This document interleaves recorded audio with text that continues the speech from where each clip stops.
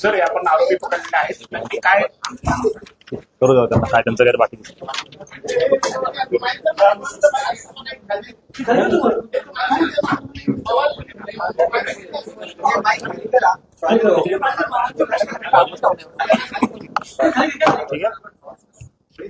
आहे.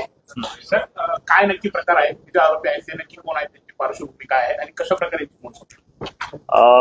अंबड पोलीस स्टेशननं एक अतिशय चांगली कामगिरी केलेली आहे, ज्याच्यामध्ये एकूण 2 आरोपींकडनं पोलीस बतावणीचे नाशिक शहर तसेच इतरही सर्व घटकातील एकूण असे 58 गुन्हे उघडकीस आणलेले आहेत.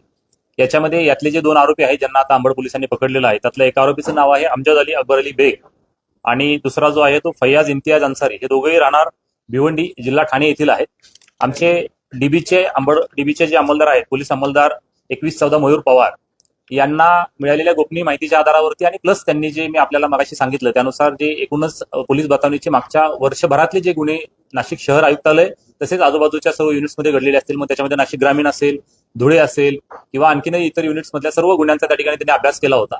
आणि त्याच्यावरून त्या माहितीवरून दिनांक 22 रोजी जेव्हा त्यांना सकाळी अशी माहिती मिळाली गोपनीय आणि त्याच्या आधारावरती जेव्हा त्यांनी या आरोपींचा पाठलाग सुरू केला, तर त्यावेळेस त्या मिळालेल्या माहितीवरून आमचे अंबड पोलीस स्टेशनचे सिनियर पीआय राजपूत साहेब आणि तसेच आमचे डीबीचे इन्चार्ज पडोळकर साहेब आणि त्यांची पूर्ण एकूणच टीम, या टीमनं त्या ठिकाणी त्यांचा शिताफीनं पाठलाग केला. तो पाठलाग करत असताना त्यांनी तंत्रज्ञानाचा वापर केला आणि एकूण 30 किलोमीटरचा पाठलाग या ठिकाणी झालेला आहे, ज्याच्यामध्ये वेगवेगळ्या गाड्यांचा देखील वापर झाला.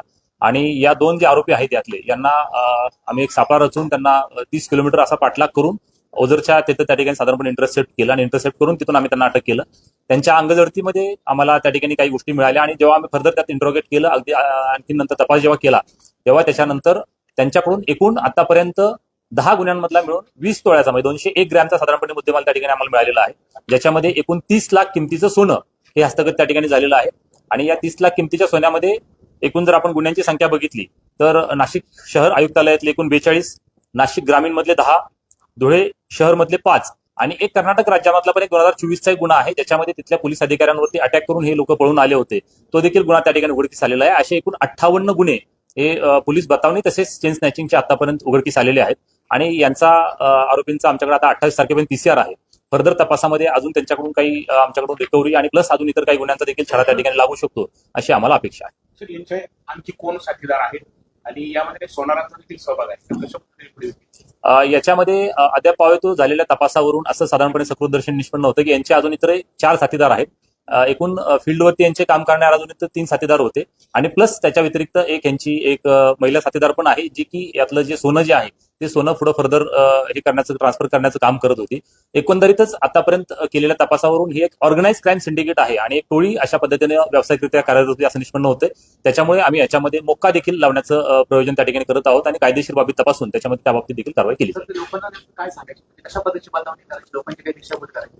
याच्यामध्ये साधारणपणे आतापर्यंत जे गुन्हे उघडकीस आलेले आहेत त्याच्यावरून असं लक्षात आलेलं आहे की आम्ही पोलीस आहोत आणि पुढे रायट झालेली आहे, दंगल झालेली आहे किंवा पुढे चेन स्नॅचिंग झालेली आहे, तुम्ही तुमच्या अंगावरती सोनं घालू नका किंवा सोनं बाळगू नका अशा पद्धतीने हे सांगायचे.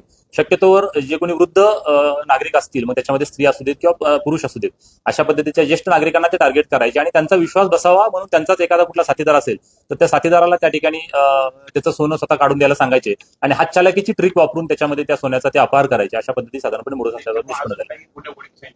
निश्चितपणानं जसं मी आपल्याला सांगितलं की सध्या एकंदरीत जे आम्ही वर्कआउट केलेलं आहे त्याच्यावरून 58 गुन्हे जे मी आपल्याला वेगवेगळ्या युनिटचे सांगितले ते निष्पन्न झालेले आहेत आणि यांच्या साथीदारांना अटक झाल्यानंतर असेल किंवा अजूनही आम्ही त्याच्यामध्ये काही टेक्निकल गोष्टी वर्कआउट करत आहोत, त्याच्यामधून अजूनही गुन्हे उघडकीस येण्याची शक्यता नाकारते. आमचं निश्चितपणे नागरिकांना आव्हान आहे की आपल्या सगळ्यांना आम्ही नाशिक पोलीस जाहीररित्या सांगतोय की अशा पद्धतीनं कुठलाही पोलीस अधिकारी किंवा अंमलदार आमचा कधीही कुणाला सोनं घाला नका घालू किंवा हे काढून द्या ते काढून द्या अशी कधीच मागणी करत नाही.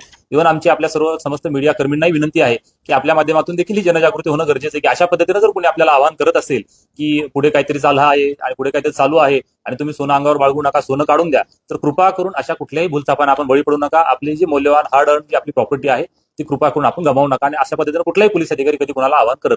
मालेगाव येथील जिथे ते रहिवासी होते किंवा मुंबईत त्यांच्या काही घरात काही आढळून आले का? अद्यापर्यंत आम्ही त्यांच्या अजून मुंबईतल्या घरी गेलेलो नाही. मात्र सकृतदर्शनी जे आमच्या तपासात निष्पन्न झालेलं आहे त्याच्यानुसार ह्या आरोपींनी मागच्या वर्षभरापासून मालेगावमध्ये त्या ठिकाणी 2 रूम्स घेतल्या होत्या, अशाच त्या घेतल्या होत्या, भाड्यानं घेतल्या होत्या किंवा अशाच घेतल्या होत्या, साधारणपणे निष्पन्न होते. तिथल्या आम्ही झडती घेतलेली आहे, त्याच्यामध्ये देखील आम्हाला काही मुद्देमाल भेटलेला आहे. मात्र त्यांच्या अजून जे ठाणे किंवा मुंबई इथं जी काही त्यांची घरं आहेत त्याची झडती अजून घेणं बाकी आहे. त्याच्या घरमालकांचा याच्यात आता काय सहभाग आहे त्याच्या प्रश्नाला? आम्ही करतोय त्याच्यामध्ये. आता जसं आपल्याला मी म्हटलो की मोकामध्ये जर त्याच्यामध्ये निष्पन्न झालं तर त्यांना आसरा देणाऱ्यांवरती पण आम्ही निश्चितपणे कायदेशीर कारवाई यामध्ये कुठल्या शाखेचे वापर करायचे ते नेमकं कुठकुठल्या गाड्या कुठल्या अच्छा मोटरसायकल. याच्यामध्ये साधारणपणे आपण बघितलं तर हाय एंडच्या ज्या मोटरसायकल्स आहेत, म्हणजे एक तर अपाची मोटरसायकल आहे आणि दुसरी मला वाटतं त्याच्यामध्ये हंटर मोटरसायकल जी आहे, हंटर ब्ल्यू कलरची मोटरसायकल आहे, म्हणजे ज्याचा साधारणपणे सीसी हाय असेल आणि ज्याचा स्पीड पण त्यांना हाय ठेवता येईल. म्हणजे नॉर्मली यांची मोडस अशी आहे की ठाण्याकडून वगैरे इकडे येणार आणि इथं साधारणपणे एका दुसरा प्रकार जो काही त्यांना करायचा आहे तो केल्यानंतर ते इमिडिएटली त्यांना इथून निघून जाता येईल अशा पद्धतीने साधारणपणे 100+ स्पीडनं ते निघून जायचे. त्यामुळे हाय एंडच्या ज्या बाईक्स आहेत त्याचा त्या ठिकाणी साधारणपणे ते वापर करायचे. सर आरोपी इतक्या सुद्धा भाषा नगरातले माणसं आहे का तुम्ही सोना यामध्ये काही हिप्नोटाईज सारखे काही प्रकार आढळला आहे? नाही, अद्यापपर्यंतच्या तपासामध्ये असं काही निष्पन्न झालेलं नाही. मात्र त्यांचा मी जसं मगाशीच आपल्याला सांगितलं की विश्वास बसावा म्हणून त्यांचा एखादा साथीदार त्यांच्या समोर येऊन ते काढून देणार, म्हणजे जेणेकरून समोरच्या व्यक्तीचा विश्वास बसायचा आणि त्याच्यानंतर तो ते त्याला द्यायचा, असं साधारणपणे निष्पन्न झालं. थँक्यू. Thank you so much.